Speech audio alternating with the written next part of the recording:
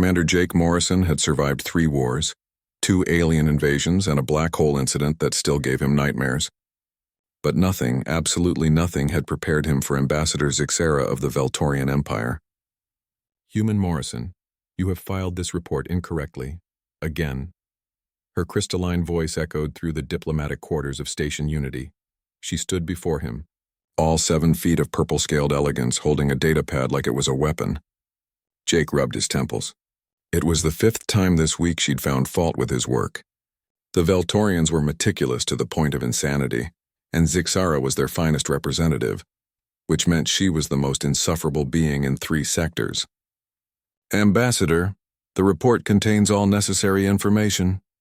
In paragraph 3, subsection B, you have used a comma where protocol demands a semicolon. Jake's jaw tightened. Around them, other species diplomats hurried past, giving them a wide berth.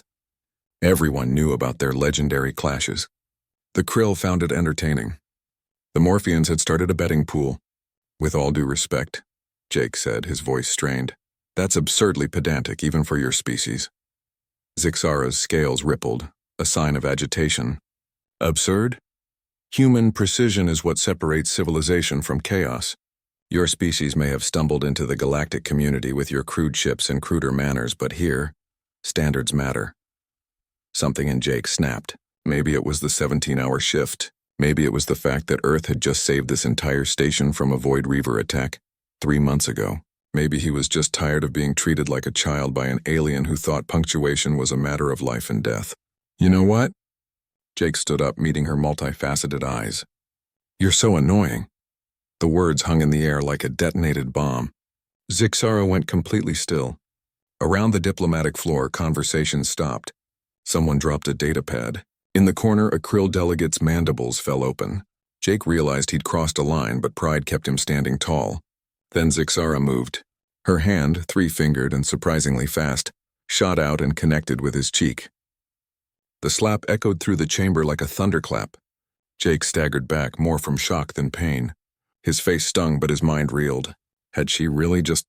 You dare, Zixara hissed, her scales now flushing deep crimson. Insult me with such casual cruelty? You humans think you can say whatever you wish without consequence. Jake touched his burning cheek, stunned. No, she cut him off, advancing on him. You will listen now, human. Do you know why I am so annoying, as you put it? Do you know what that semicolon represents? Jake blinked, confused. That semicolon, she continued, her voice shaking with emotion, is the difference between supply request approved and supply request approved for consideration. The first means aid goes immediately to the refugee camps on Talon 6. The second means it sits in bureaucratic limbo for weeks while children starve. Jake's stomach dropped. Every comma, every protocol, every detail you think is pedantic. They exist because species died when we were careless. The Great Archive accident of 2247 killed 18,000 beings because someone used effect instead of affect in a containment procedure. Zixara's scales were shifting through colors now, something Jake had never seen. Blues and purples and flashes of gold. I am annoying because I remember. I remember every mistake, every shortcut, every casualty that resulted from someone thinking precision didn't matter. She thrust the datapad at him. This report goes to the Emergency Response Council. It determines how quickly aid reaches the Kepler colony plague victims. Your semicolon error could cost them days. Jake felt like he'd been gut-punched. He looked at the datapad with new eyes, seeing not bureaucratic nonsense but a lifeline carefully coded in punctuation and protocol. He started, then stopped. Ambassador, I didn't know. I'm sorry. Of course you didn't know, she said, her scales slowly returning to their normal purple. Your species is 3 decades into galactic civilization. We have been here for millennia, but that does not excuse dismissing what you don't understand. She turned away and Jake saw something he'd never noticed before, a small scar on her neck, barely visible beneath her scales. Ambassador, he called out softly. The scar. Was that from the archive accident, she confirmed without turning. I was young, careless, I survived. My mentor did not, she paused. She taught me that words matter, Human Morrison. Every single one. Jake stood in silence, feeling the weight of his ignorance. Around them, the diplomatic floor slowly resumed its normal activity. But the other delegates watched with new interest. "Let me rewrite the report," Jake said finally. Properly this time, and, "Would you teach me? The real protocols, not just the surface ones."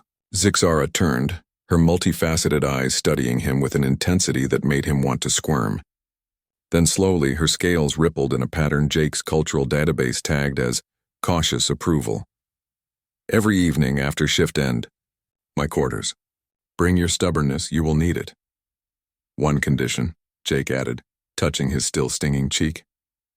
She tilted her head. "No more slapping. Humans bruise easily." For the first time in 6 months of working together, Zixara made a sound that approximated laughter. "Agreed, though perhaps you needed that one." Jake couldn't help but smile. "Yeah, maybe I did." As he sat back down to rewrite his report, properly this time, he realized something. Humanity had conquered the stars through determination and grit. But maybe, just maybe, they still had a lot to learn about why precision mattered, why protocols existed, why the annoying details saved lives, and maybe, just maybe, that purple-scaled perfectionist was exactly the teacher humanity needed, even if she did hit like a cargo loader.